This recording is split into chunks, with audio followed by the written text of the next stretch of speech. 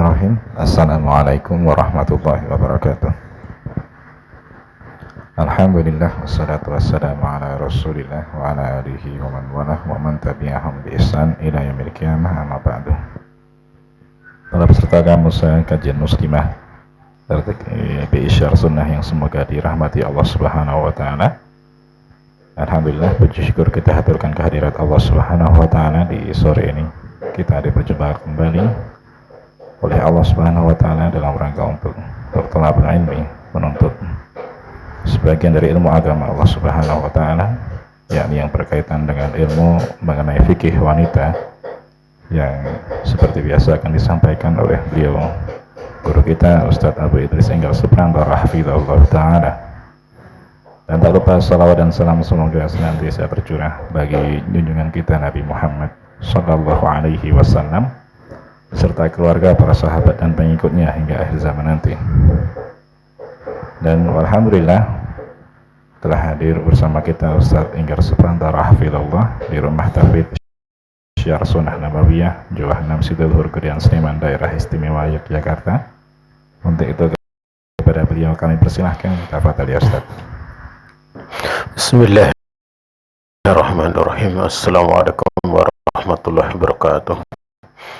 Alhamdulillahi wahdah, wassalatu wassalamu ala rasulillah wa ala alihi wa man walah wa man tabi'ahum bi ihsan ila yaumil qiyamah. Di sore ini kita akan melanjutkan masih seputar masalah sholat seorang wanita di kala bersafar. Kita menginjak pada subpasal lagi dari pasal tersebut, di mana di dalam kitab ini diterangkan tustarotu an-niyatu lil qasr, tidak disyaratkan niat untuk qasr. Beliau mengatakan falau kunti musafiratan summa sholaiti khalfa imamin la ta'lamina in kana sayutimmu au yaksuru fa inna hadha la yadurruki fa idha qasara faksiri ma'ah fala yahtaju al-qasra ila niyatin mustaqillatin an niyatis sholah. Andaikan kamu sedang safar, kemudian kamu seorang wanita itu sholat di belakang imam dalam keadaan kamu tidak tahu jika imam itu akan menyempurnakan atau akan mengqasr, maka perkara ini tidak membahayakan kamu, membahayakan sholatmu, tidak akan membahayakan. Ketika imam qasr, maka qasrlah bersamanya. Tentunya ketika imam sempurna, ya sempurnakanlah. Fala yahtajul qasr, tidak butuh qasr, tidak dibutuhkan qasr itu pada niat yang berdiri sendiri di dalam sholat. Cukup misalnya seorang sholat duhur, ya niat duhur, sholat asar niat asar. Ya, kalau dia makmumnya itu mau sempurna atau qasr, tinggal diikuti saja, itu sudah cukup.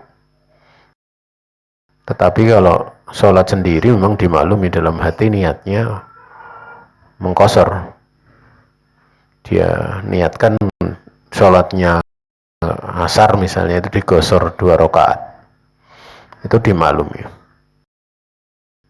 Fa'inan Nabi alaihi salatu wassalam lama kharaja fi hijatihi sholabihim ad-duhra bil madinah arba'an wa sholabihim al-asra bidhil hulaifah rak'atain wa khalfahu umamun la yahsi adadahum illallahu subhanahu wa ta'ala kulluhum kharaju yahujuna ma'ah wa kasirum minhum la ya'rifu sholatas safar. Dikarenakan Nabi alaihi salatu wasallam tatkala beliau keluar di haji beliau maka sholat bersama beliau itu di sholat duhur di Madinah itu 4 rakaat. Kemudian Nabi sholat bersama mereka ya, waktu di Madinah itu sholat bersama mereka 4 rakaat sholat duhur. Kemudian sholat bersama mereka di waktu asar di Dzul Hulaifah itu 2 rakaat. Jadi Nabi tidak menjamak di situ. Ya, di Dzul Hulaifah 2 rakaat. Sementara di belakang beliau itu ada umat ya, yang tidak ada yang tahu bilangan mereka berapa kecuali Allah, karena itu sangat banyak ya. Dan dikatakan ada yang mengatakan 124.000, ada yang mengatakan sekian ya, pokoknya banyak ya. Atau 124.000 itu waktu udah ada di kota Mekah ya, pada waktu Hajatul Wada ya. Kalau yang dari Madinah yang jelas banyak, bukan 124.000 atau ada yang sebagian rawi mengatakan sekian ya, jadi sangat banyak gitu. Tidak ada riwayat sahih tentangnya. Semua keluar berhaji bersama Nabi. Kebanyakan mereka tidak mengetahui tentang sholat safar. Artinya kalau nggak mengetahui sholat safar kan di belakang mereka ada niatnya, mungkin ini mau niatnya itu hanya sholat asar dan tidak tahu niatnya mau digosor atau tidak. Ya dulu ala anak Nabi alaihi salatu wasallam karena yaksuru bi ashabihi wa la yu'allimuhum bi annahu sayaksuru qauluhu dzul yadain fi hadisihi al-masyhur allati taqaddam lama salama Nabi alaihi salatu wasallam ba'da raka'atain minan dhuhr qala aku siratis sholatu nasita faqala lam ansa walam tuksur atau tukossor. Termasuk sebagian yang menunjukkan bahwa Nabi itu ya beliau pernah mengkosor dengan sahabatnya dan tidak mengajarkan kepada mereka kalau beliau itu akan menggosor. Itu ucapan dari Dzul Yadain di dalam hadis yang masyhur yang telah berlalu, yaitu hadis tentang sujud sahwi. Tatkala Nabi sudah salam setelah 2 rakaat dari sholat duhur, ini di sebagian riwayat mana sholat asar, waktu itu beliau sholat 2 rakaat di Madinah gitu, sholat siang hari duhur atau asar. Kemudian beliau ke belakang langsung kedua tangannya itu diletakkan di pipi. Beliau resah ya. Kemudian manusia banyak berbicara waktu, tidak ada yang berani bicara kepada Nabi kecuali Dzul Yadain kemudian mengatakan, apakah sholat telah digosor atau engkau lupa ya Rasulullah. Jadi menunjukkan bahwa memang Nabi tidak memberitahu sebelumnya gitu. Nabi berarti tidak memberitahu sebelumnya ini mau digosor atau tidak kan. Karena Dzul Yadain langsung mengkiaskan dengan kebiasaan Nabi menggosor. Ini sholat digosor atau enggak lupa ya Rasulullah. Karena dalam pemahamannya siapa Dzul Yadain ya sholat mesti 4 rakaat gitu. Dan itu tidak cuma pemahaman Dzul Yadain tapi juga pemahaman sahabat yang lainnya gitu. Maka Nabi bersabda, aku tidak lupa dan sholat itu tidak digosor gitu. Aku tidak lupa dan sholat tidak digosor. Nah, itu kalau misalnya Nabi mengimami dalam posisi tidak memberitahu seperti itu, otomatis makmumnya itu bisa jadi, kalau yang tahu dia niatnya sudah digosor, kalau yang lain ya tidak tahu gitu loh. Mesti niatnya, wah ini sempurna sholat asar. Jadi dia hanya mengatakan sholat asar gitu, cukup. Jadi tidak perlu kemudian dengan niat ditambahkan di situ ya. Cukup sholat sudah mencukupi. Kemudian iktida'ul mukim bil musafir. Kemudian seorang yang mukim bagaimana kalau mengikuti musafir dalam sholat?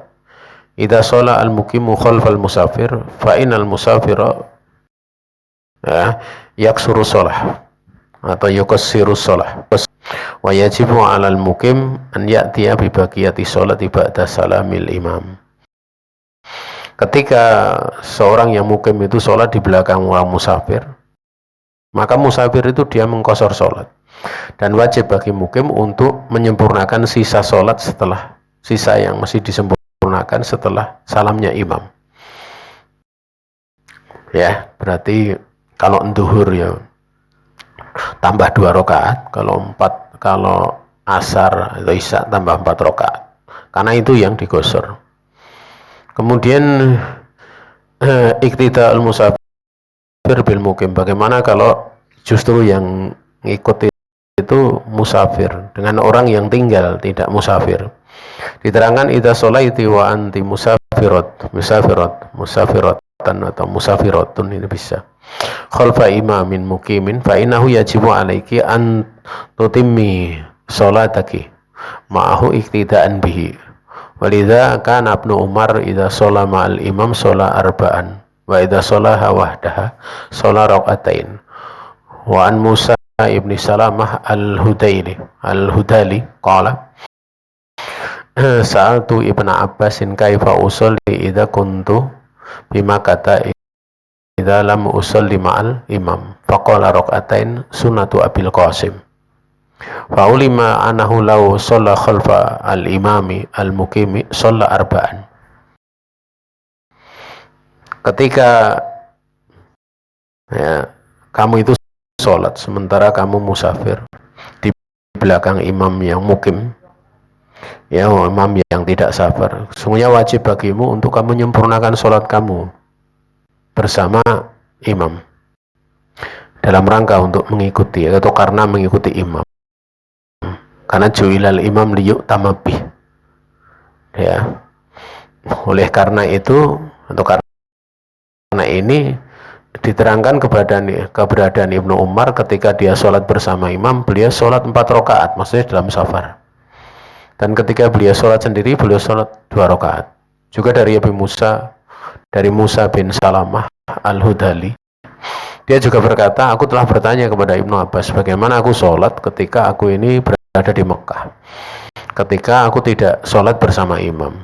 Maka beliau menjawab 2 rakaat itu sunnahnya dari Abul Qasim, maksudnya Nabi alaihi salatu wassalam. Maka bisa diketahui bahwa andai kan seorang sholat di belakang imam yang mukim, berarti sholatnya 4 rakaat.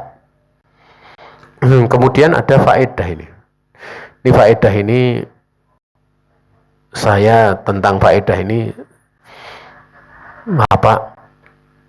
dapatkan itu setelah bertahun-tahun ya. Artinya saya tanyakan kepada ustadz saya, pertanyaannya mirip dengan kejadian ini. Jadi waktu itu saya belum membaca riwayat ini, juga belum pernah ya. Ya.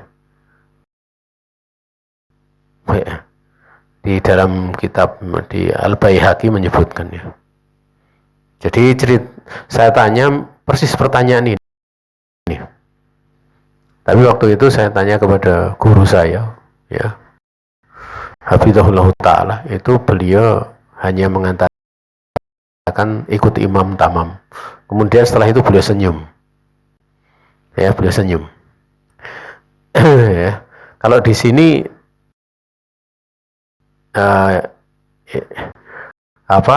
diterangkan tertawa ya, tapi mirip kejadiannya gitu. Idza kunti musafiratan wa sholaiti khalfa imamin muqimin walam tadri ma'ahu ila rak'atain fahal takfiyanika wa tusalli ma'ah am la budda min itmamiha arba'an. Ketika kamu sholat menjadi seorang musafir ya, dan kamu sholat itu di belakang imam yang mukim, namun kamu belum mendapati kecuali 2 rakaat saja. Apakah mencukupi 2 rakaat itu mencukupi? Kemudian kamu salam bersamanya, atau tidak kamu menyempurnakannya 4 rakaat gitu. Kalau pertanyaan saya waktu itu saya masih ingat 1 rakaat. Jadi belum mendapati 1 rakaat. Misalnya kita di sholat duhur itu kita baru mendapati imam sudah posisi tahiyat misalnya. Posisi tahiyat.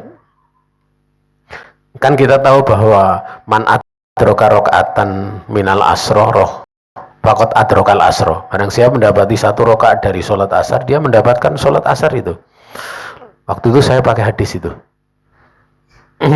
Artinya berarti kalau tidak mendapati 1 rakaat kan tidak mendapati makmumnya gitu, tidak mendapati sebagai makmumnya imam.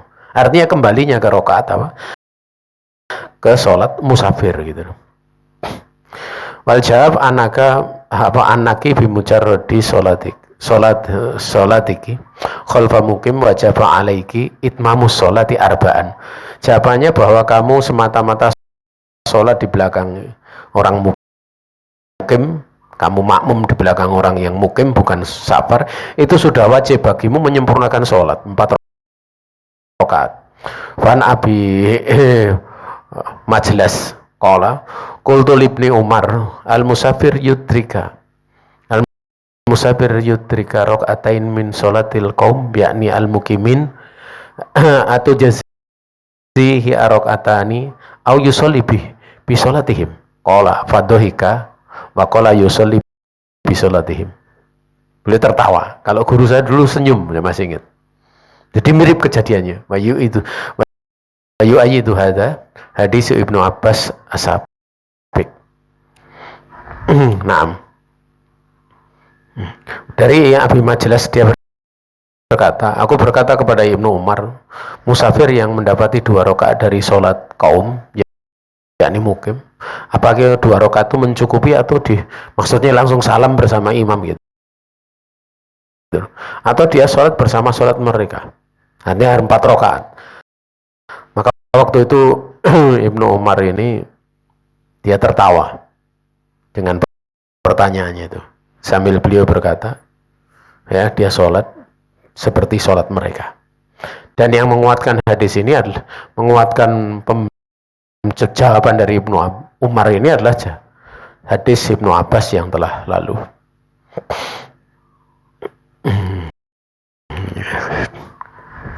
Kita tahu ya bahwa jalan-jalan petunjuk itu sama ya.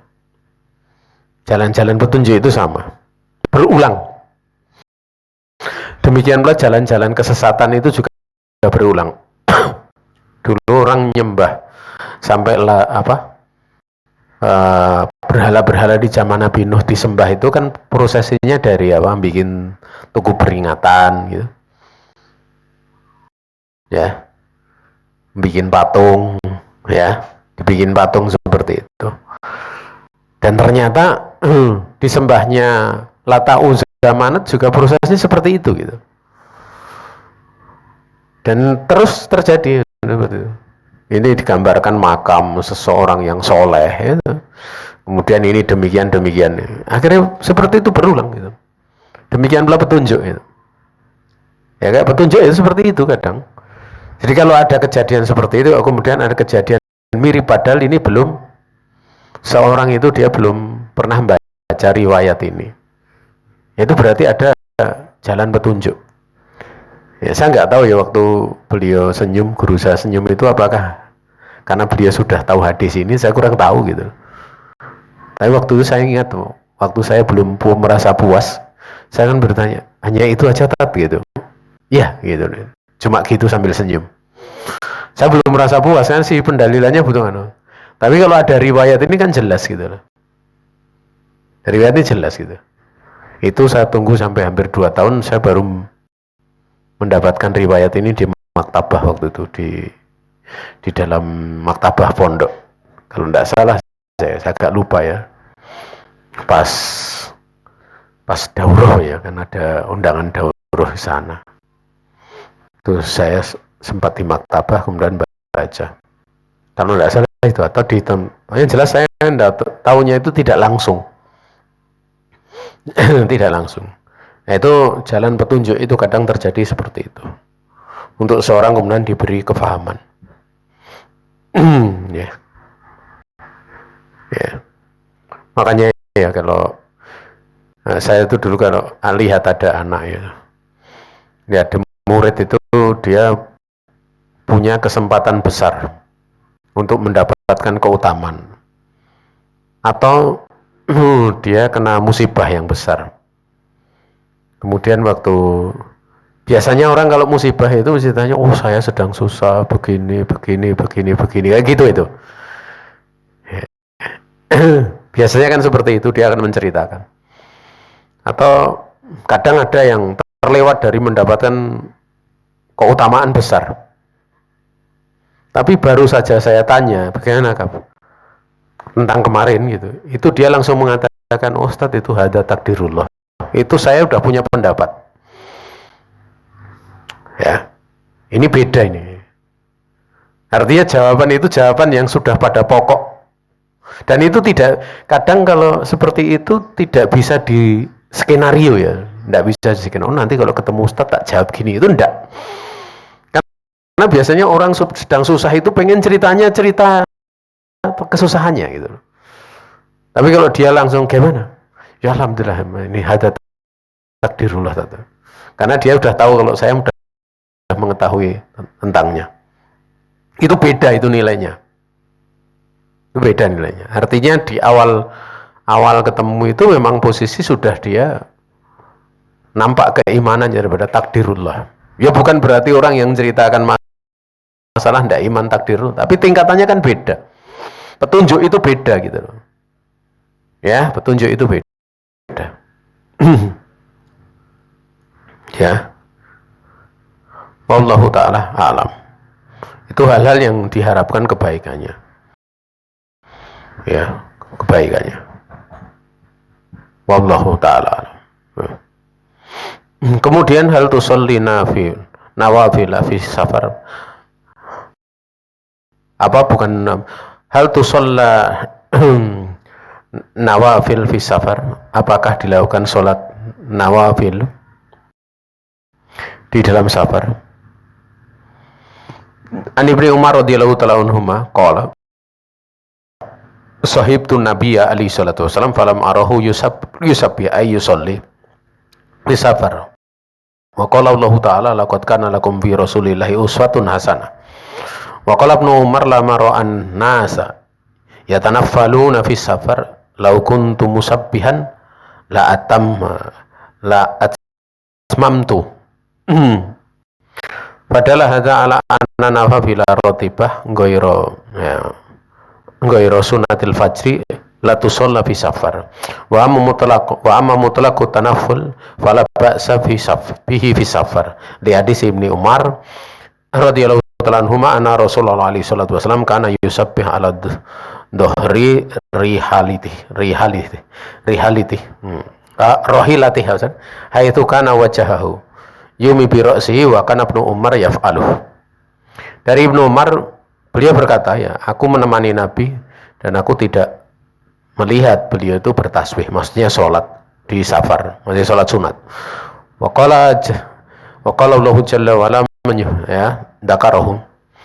Allah taala menyebutnya benar-benar pada diri Rasul alaihi salatu wasallam ada suri toladan yang baik untuk kalian.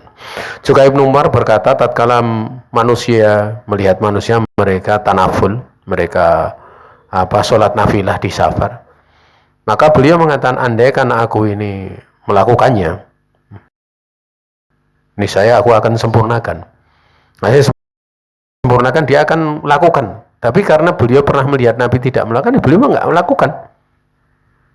Ya, ini menunjukkan bahwa nafilah yang rotibah, nafilah yang rawatib seperti sholat sebelum duhur, setelah duhur, ya, yang selain sunat fajar itu tidak dilakukan di safar.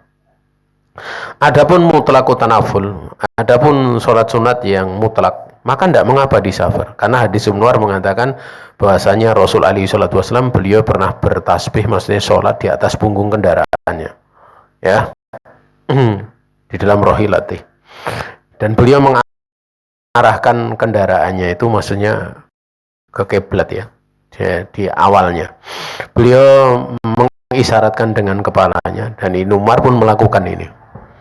sholat di atas kendaraan. Itu diterangkan bukan sholat qobliyah ba'diyah, karena kalau sholat qobliyah ba'diyah itu biasa Nabi harusnya itu mesti turun. Kenapa? Karena beliau kalau sholat wajib itu turun dari kendaraan, tidak pernah di atas kendaraan kalau safar gitu.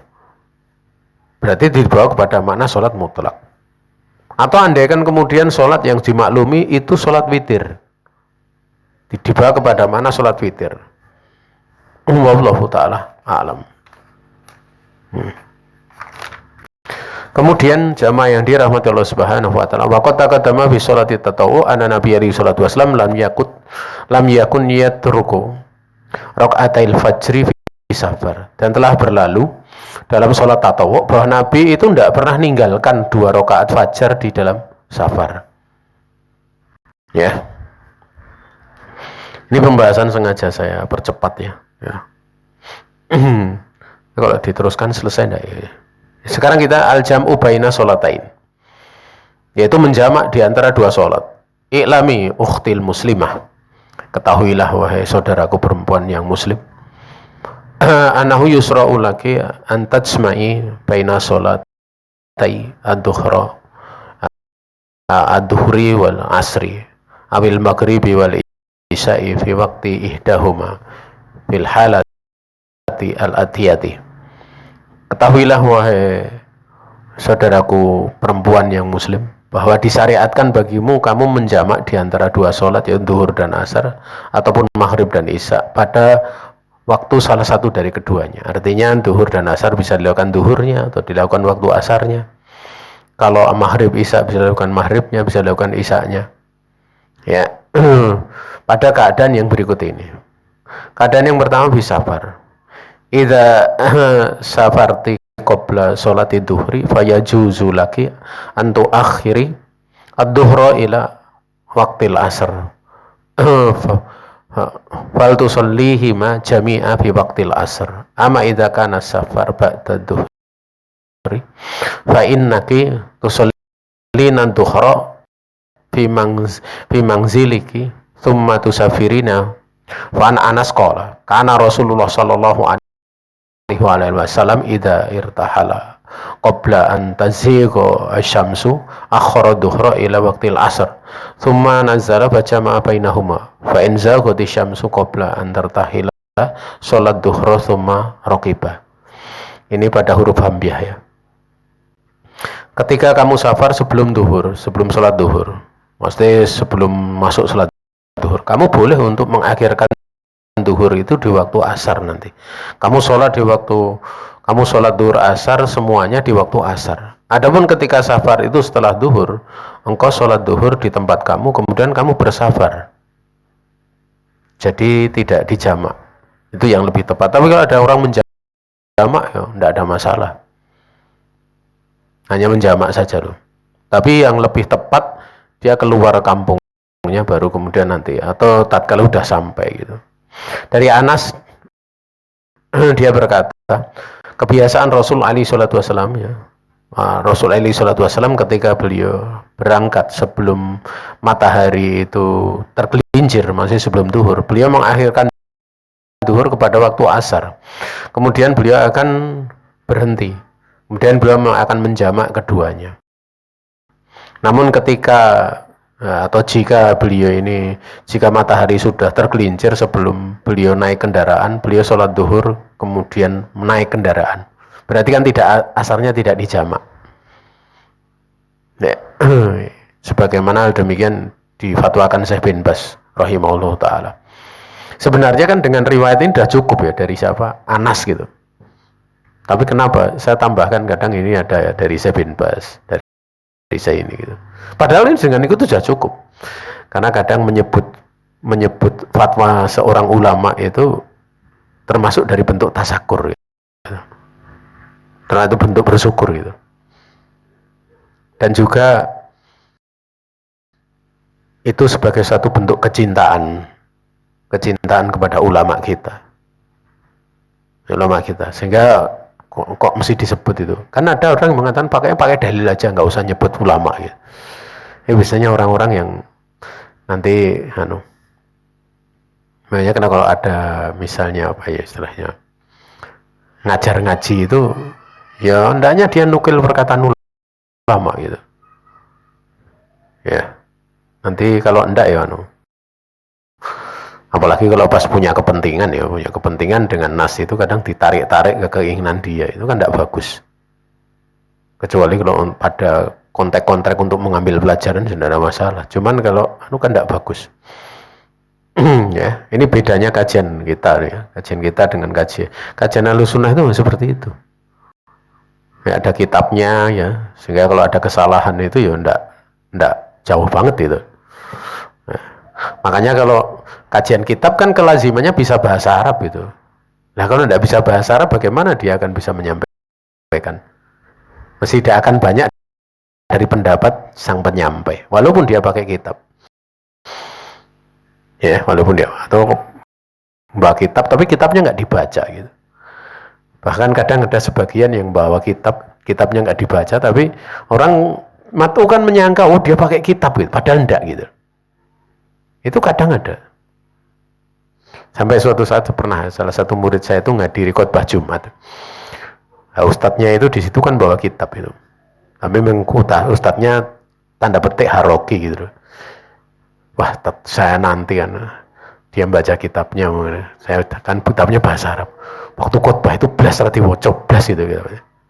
Ya kadang seperti itu. Nah, ada pembahasan misalnya kayak pembahasan Sahih Bukhari. Ya harusnya dibahas kan Sahih Bukhari bukan yang lainnya. Ya, yang lainnya. Hanya ada beberapa ya dulu. Pentingnya kita salah satu sisi kalau ngajar itu pernah belajar. Itu penting sekali. Penting. Ya makanya di ma'had di Syiar Sunnah itu di sini memang saya menekankan ada standar-standar gitu loh. Walaupun mungkin ada standar yang saya nggak tahu akan tercapai kapan ya. Mungkin setelah saya meninggal baru akan tercapai. Ada beberapa keinginan standar demikian. Ya, yang mana di taraf standar itu saya nggak masuk gitu. Saya udah nggak masuk levelnya gitu. Ya. Tapi kita tahu keberkahan ilmu itu pada saat dipelajari dengan standar-standar yang telah dijadikan oleh para ulama itu ya Masya Allah ya. Saya ingat dulu waktu belajar itu untuk bisa buka kitab Sahih Bukhari, Sahih Muslim, kemudian Ashabus Sunan itu, Sunan yang 4 itu, guru saya pernah mengatakan kalau belajar nanti setelah selesai tadribur rawi. Jadi mustalah hadis itu dari dasar pertengahan sampai puncak terakhirnya tadribur rawi itu baru bisa buka kitab itu. Ya. Artinya beliau akan memberikan nanti setelah selesai kitab itu. Jadi berarti kan tidak semata-mata kalau guru-guru saya kan memang udah dapat sanad membahas kitab itu. Jadi Kutubus Sittah itu beliau dapat sanad membahas. Ya, sanad bahas. Waktu itu ya saya kalau dibilang ya belajar beberapa bab dari Sahih Bukhari pernah. Juga belajar di Sahih Muslim juga babnya lebih banyak lagi. Saya belajar di Sahih Muslim itu sampai Kitabul Haji awal daripada Kitabul Buyuk saya ingat. Tapi enggak berani ngajar Sahih Muslim, bakal berani saya. Karena kalau ngajar kan syaratnya itu tadi sampai tadribur rawi. Jadi seperti itu gitu. Ya. Jadi ada level ngajar ini itu syaratnya ada ini, syaratnya ada ini. Itu ada dalam kitab, ada dalam pelajaran itu. Jangan sampai kemudian seorang tasodur qabla ta'akul. Seorang itu dia muncul sebelum dia memahami betul gitu. Ya, nanti akan banyak memunculkan orang-orang yang dia sebenarnya belum pantas untuk tampil di tengah umat. Di tengah umat. Ya saya kadang kalau lihat yang seperti itu prihatin gitu. Karena kejadian seperti itu kadang kami dapati pada sebagian dulu yang belajar sama saya juga seperti itu. Ya baca kitab belum bisa begini tapi udah ngisi kemana-mana gitu. Kadang saya heran itu. Ya mungkin materinya nggak ke situ gitu. Materinya mungkin dianggap materi lain, tapi kan kalau itu sudah dia memasuki wilayah agama, itu kan dia butuh pengetahuan tentang hal tersebut berkaitan dengan agama Allah. Kalau dia bicara misalnya ilmu lain tidak ada kaitannya dengan agama Allah, silahkan. Tapi kalau berkaitan dengan ilmu agama, dia butuh belajar tentang masalah itu dari tinjauan sudut pandang Islam. Jangan kemudian dibiarkan seorang istihad sendiri. Ya, jadi kalau saya lihat seperti itu kadang bukan seneng gitu, walaupun pernah belajar sama saya, tapi bukan seneng, tapi sedih. Ya, sedih. Wallahu ta'ala, ini saja yang bisa disampaikan. Kita cukupkan sekian. Tidak usah ada pertanyaan ya, saya persiapan untuk nanti ngisi di tempat lain. Waktu dan tempat saya kembalikan kepada pembawa acara. Baik, kami ucapkan jazakallahu khairan kepada Ustaz Enggar atas materi yang telah disampaikan. Dan seperti yang disampaikan oleh Ustaz, bahwasanya untuk sesi tanya jawab secara langsung ditiadakan. Bagi peserta kajian yang ingin bertanya bisa dikirimkan melalui tulisan di grup ataupun melalui panitia, dan insya Allah akan dijawab oleh Ustaz di lain kesempatan. Kita langsung menuju ke sesi terakhir, yaitu penutupan. Sebelum ditutup, saya selaku pembawa acara, demikian pula mewakili rekan-rekan panitia yang bertugas, memohon maaf jika terdapat banyak kekurangan dalam penyelenggaraan taklim di sore hari ini. Kita memohon taufik kepada Allah Subhanahu wa Ta'ala agar kita dapat mengamalkan apa yang sudah kita pelajari. Kita akhiri taklim di sore ini dengan doa kafaratul majlis. Subhanakallahumma wa bihamdik, asyhadu an la ilaha illa anta, astaghfiruka wa atubu ilaik. Wassalamualaikum warahmatullahi wabarakatuh. Waalaikumsalam.